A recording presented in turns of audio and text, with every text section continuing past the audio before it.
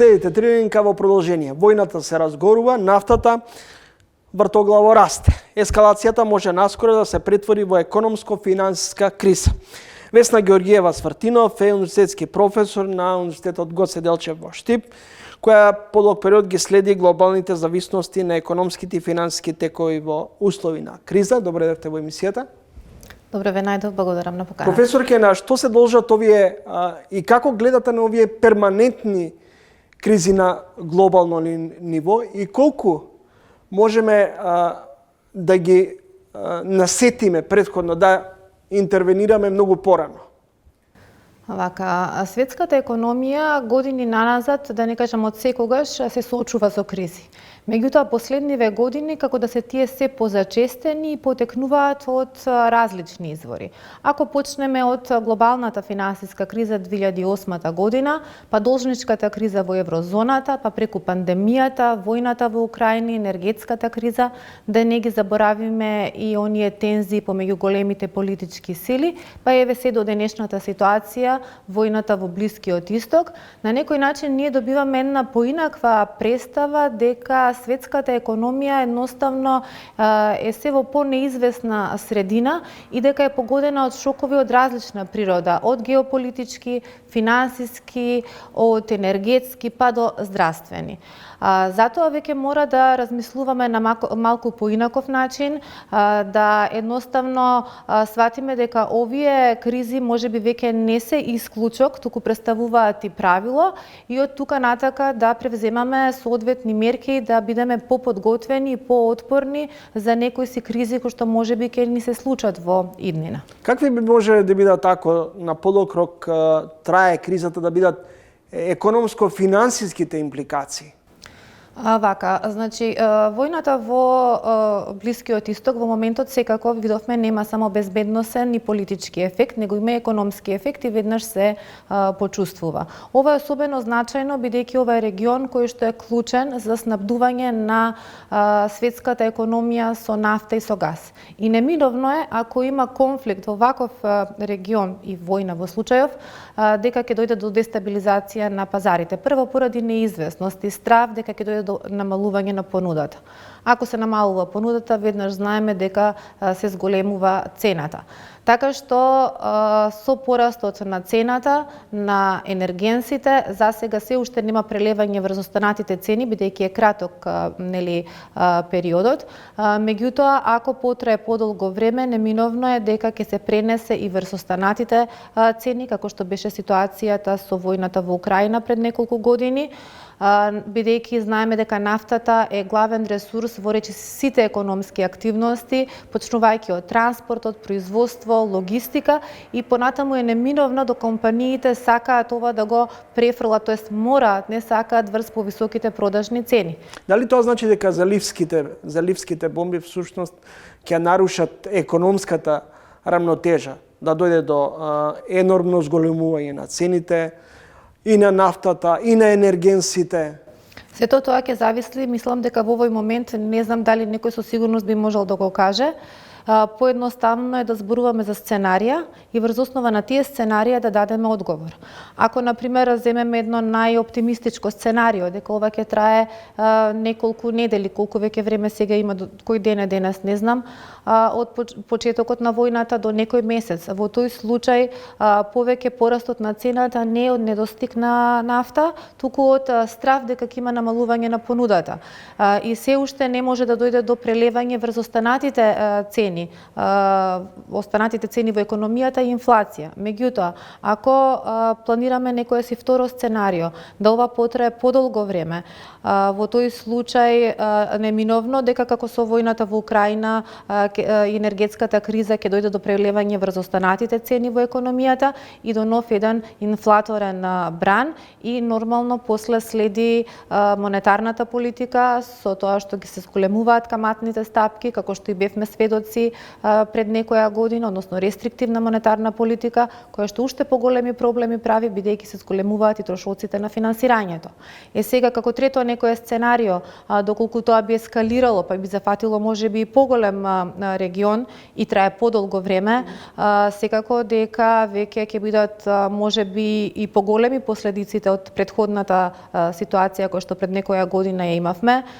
Земите неминовно во тогаш се трудат да најдат нови извори за енергија од нови добавувачи, меѓутоа тоа не оди така едноставно да се најдат нови транспортни рути, да се склучат нови договори и тек тогаш веќе можеме да зборуваме за ова вие што го кажавте, колку може да дојде до промена во глобалната економија. Меѓутоа за сега со оваа ситуација сметам дека конкретен одговор не би можел никој да даде. Како глобалните движења и овој конфликт ќе се одрази врз Македонија? Врз Македонија директно не може да се одрази, бидејќи немаме ние некои трговски врски со Иран, имаме регистриран некој мал увоз. Индиректно, што од прилика горе-доле сите го кажавме овие денови, индиректно преку глобалните пазари, односно преку цената на нафтата. И се почувствува тоа, нели, деновиве. Така што за сега немаме пораст на останатите цени, значи дојде само до пораст на цената на нафтата. Инфлацијата ја држиме некаде под контрола, таа и се намалуваше од периодот на енергетската криза која што имавме, нели, како во овие години таа одеше надолу и надолу, се релаксираше монетарната политика, но ние не сме да заборавиме дека само пред неколку години имавме и двоцифрени стапки на инфлација. И од тука е стравот да не се соочиме пак со сценариото на увозна инфлација, поради таа енергетска зависност. Сега за сега јас не би очекувала дека ќе има промени во монетарната политика, некаде 4% сега мислам каматната стапка на благајничките записи на Народната банка и дека ќе има тука некои промени, но секако дека не е исклучено и кај нас, како и во еврозоната, бидејќи ние не водиме целосно независна монетарна политика со Европската централна банка поради фиксниот курс на денарот во однос на еврото, дека ако ситуацијата стане на второ или трето сценарио и инфлацијата ескалира, дека повторно ќе се соочиме со истата ситуација од пред неколку години, повторно со рестриктивна монетарна политика. Тука би ја додала и побарувачката.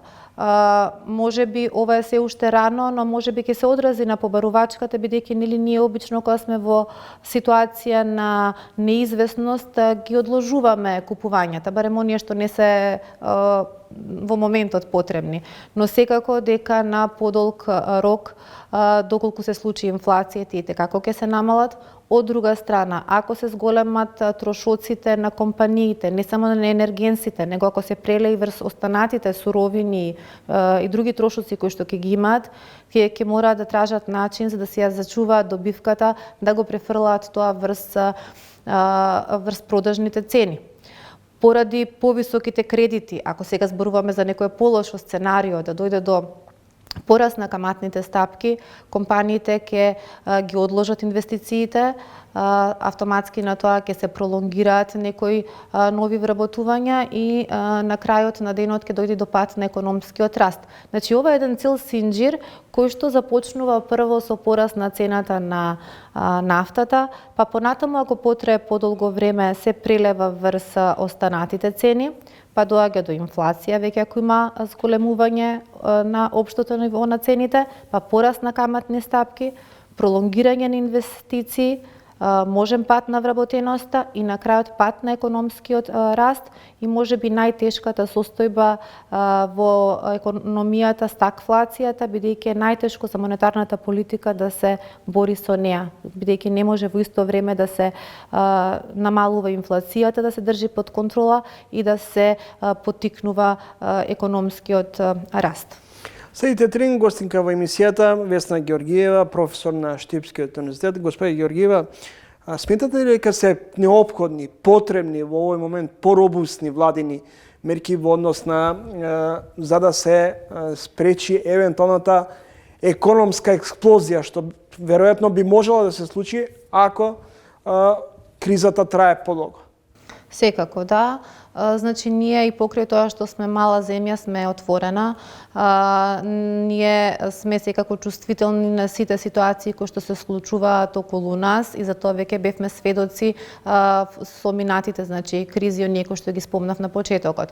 Така што најпрво е многу битно да се има стабилни јавни финанси, односно стабилен буџет, јавен долг кој што е под контрола, бидејќи само на таков начин државата полесно ќе може да помогне, да ги поддржи компаниите, да ги поддржи граѓаните на релевантните категории. Второ, оно што е многу битно е да имаме диверзифициран извозен сектор. Тоа е нешто на тоа што треба да работиме.